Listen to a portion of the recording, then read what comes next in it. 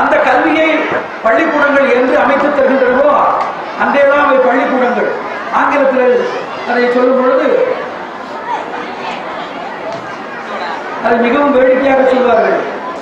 Schools of incubation centres என்று. எப்படி இந்த முட்டைகள் எல்லாம் இந்த தாய்க்கோழியினுடைய இறகுகளுக்கு அடியிலே அதனுடைய வெண்மையினாலே பாதுகாக்கப்பட்டு முழுமையான வடிவம் பெற்று வெளிவருகின்றனவோ அதுபோல பெற்றதாயிரம் ஆயிரம் செய்கின்ற ஆசானுடைய அன்பான அரவணைப்பின் கீழே பண்பும் நெறியும் வாழுகின்ற நெறிமுறையும் நல்லதொரு கல்வியும் நல்லோர் கேள்வியும் பெரியோர் நட்பும் தாய்நாட்டின் மீது பற்றும் கலையறிவும் இவையெல்லாம் பெற்று ஒரு முழுமையான ஒரு மனிதனாக இந்த கல்விக்கூடத்திலிருந்தே ஒருவன் வெளியே செல்ல வேண்டும். இல்லை என்றால் அது குறை பிரசவத்தை போல அது முழுமையற்றவருடைய வாழ்க்கை வெளியே பரிணமிக்காது.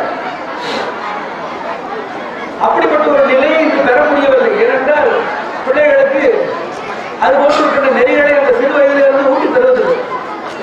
அப்படி ஊட்டி தந்து ஆசானோடு நெருங்கி பழகி அன்போடு இணைந்து பணிவோடு சேர்ந்து கற்கின்ற கல்விதான் பட்டை நீட்டப்பட்டுள்ள வைரத்தை போல மிளிரும், எப்பொழுதும் அது தேயாமல் மாறாமல் இருக்கும். அப்படிப்பட்ட கல்வியை கற்றுத்தரவர், அதாவது சொல்றார்கள், கிராமங்கள் தான் நமக்கு உயிர் நாடி உயிர் மூச்சு இருந்தது போல நகரங்களிலே இது போன்ற பிள்ளைகளை பார்க்க முடியாது. இது போன்ற சேவை நட்பாண்மை உள்ளவர்கள் மிக குறைவு. காரணம் அவருடைய வளர்ப்பு முறையும் சூழ்நிலை. இன்னும் அதிகமான நேரம் வேலை, ஒரு நாளைக்கு 24 மணி நேரம் தான் இருக்கிறது. இன்னும் நிறைய நேரம் இருந்தால் வேலை செய்து இன்னும் பொருள் ஈட்டலாமே, மனைவி பொருள் ஈட்டலாம், இன்னும் சில மனைவிகள் இருந்தால் இன்னும் நிறைய பொருள் ஈட்டலாமே என்று அவர்களுடைய ஆசையும் தேவையும் விருப்பங்களும் பெருகிக் கொண்டே போகின்றன என்று போதும் என்ற மனம் அவர்களுக்கு இல்லவே இல்லை. இது போன்றுள்ள நல்ல விஷயங்களை கேட்பதிலையும் கோவில்களுக்கு செல்வதிலையும் போதும் என்ற மனமே பொருள் செய்யும் மருந்து என்ற பழமொழியை கடைபிடித்து பொருள் ஈட்டுவதில் இன்னும் எனக்கு போதாது என்று எப்பொழுதுமே அணையாத தீபமாக இருக்கிறார்கள் ஆசைக்குரியது. இது போன்ற எடுத்துக்காட்டாக உள்ள ஒரு சில கல்வி நிலையங்கள் தான் இன்னும் அவர்களுக்கு எத்திக்கல் எஜுகேஷன் என்பார்கள். நெறியியல் கல்வியை வழங்கி சென்றிருக்கின்ற ஒவ்வொருவரும் சமுதாயத்துடைய வருங்கால தூண்களாக இருந்து ஒரு வலிமையான ஒரு சமுதாயத்தை உருவாக்குவது. மாணாக்கரை உருவாக்குவது பெரிய கடினம். ஏற்றி கழுத்தையை போல் பொது சுமையை ஏற்றி அவர்களுக்கு தலையிலே பரீட்சை இருக்கின்ற ஒரு சுமையை நிர்பந்தத்தை உண்டாக்கி ஏதேனும் ஒன்றை படிக்க செய்து நற்பூர்த்தி எழுத வைத்து விடலாம்.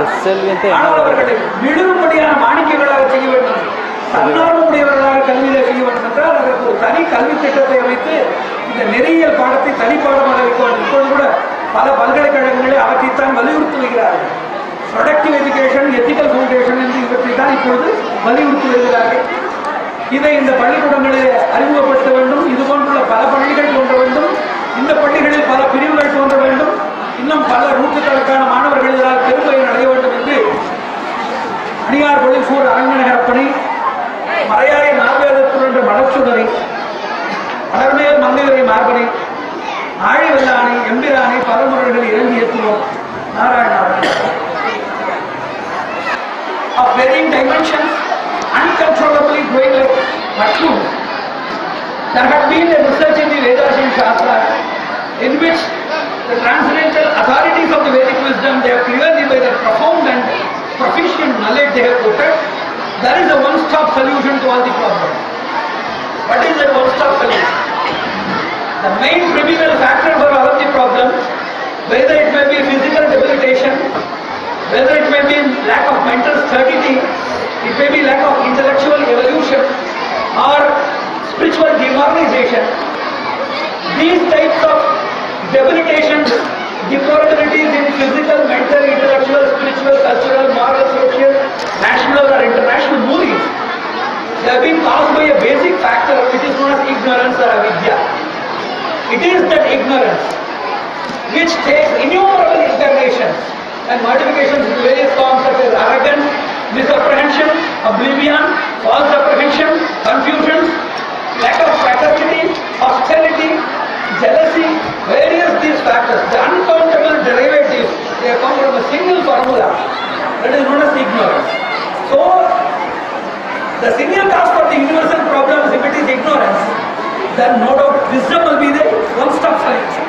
The one-stop solution to all of these problems, to put everything to a dead and drastic end, is possible only by the immeasurable, ineffable, infinite power of immaculate wisdom. True wisdom only can bring one-stop solution.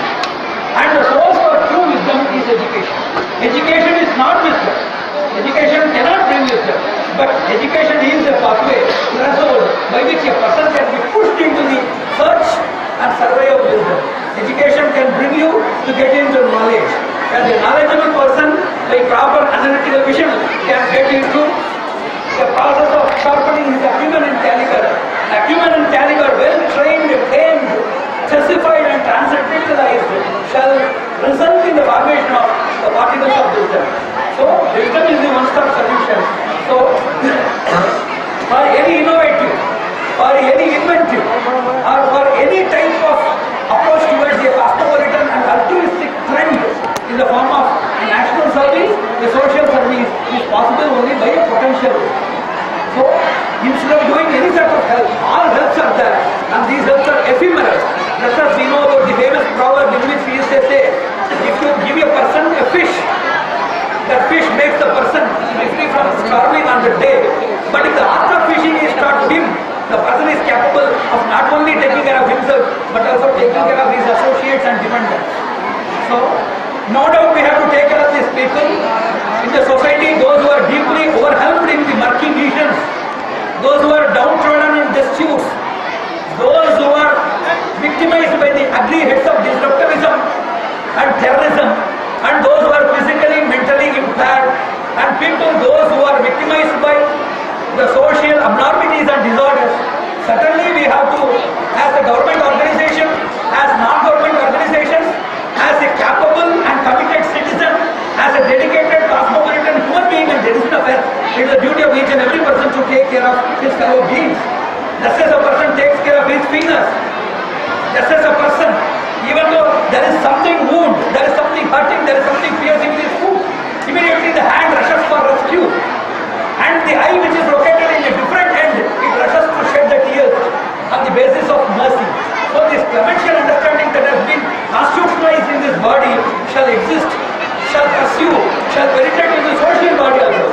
Just as a single part is affected, one more part is shedding tears and one more part is rushing for rescue. Likewise, even though this world may be very much different, distinct with diversities and varieties, but still, if a part of this globe is suffering, one more part, it may be of different caste, creed, religion or gender, irrespective of the discriminative status that exists, apparently one should run, rescue and shed tears for that recoverable and despicable situation and do his might, execute his capability, execute his intensification process in solving the problem, in solving the predicaments of the people. It is what we call the social ambience.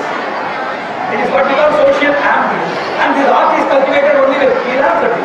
And this philanthropy is executed instilled in the process of the education system itself. Unless it is imparted in the impressionable age of this young age, just as an unformed, unstructuralized mud, we can carve and form any structure. But once it is burnt, it is fit for just usage, not for any transformation. Likewise, if the children, they are well grown up, when they reaches the particular age of the teenage, when they are very much subjected to the pollutions and contaminations of the media and the surrounding society, they become self-defining, self-determinant, and they are no more reasonable, amenable and amicable to any advice or suggestions or clarifications. They become pertinent, dogmatic and obstinate. Those people, they cannot be penetrated by any advice. So they are uninjectable. So at this impressionable age itself, you must take it as an opportunity to instill, to inculcate the valuable ethical, moral properties of the traditional values and heritage moving over the land. So it is a meritorious and laudable project that philanthropic and industrial personalities have come forward for construction of a different platform by which more children can be capaciously accommodated for learning more. Likewise, library facility, computer facilities, moral instruction classes, athletic sports development projects, as well as yoga and personal counseling projects, and mental richness projects and intellectual enrichment projects shall also to be imparted by consulting a panel of intellectual authorities and stalwarts of the particular perspective and concerned disciplinic status. I wish and bless with the choicest blessings of the ultimate personality of Godhead, who is the personification of wisdom and caretaker of the whole universe, to institutions, all of the participants and those who were patronized